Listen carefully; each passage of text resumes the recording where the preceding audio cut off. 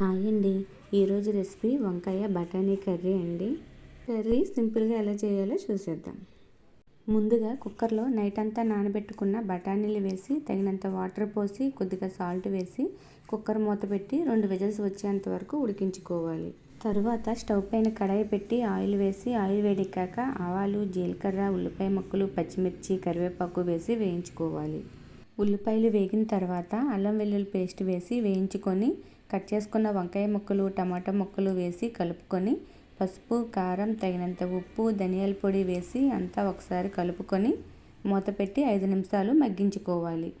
తర్వాత ముందుగా ఉడికించుకున్న బఠానీలను వాటర్తో పాటు వేసుకొని అంతా ఒకసారి కలుపుకొని మూత పెట్టి 7-8 నిమిషాలు ఉడికించుకోవాలి.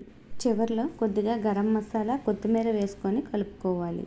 అంతేనండి, వంకాయ బఠానీ కూర రెడీ. నచ్చితే లైక్ అండ్ సబ్స్క్రైబ్.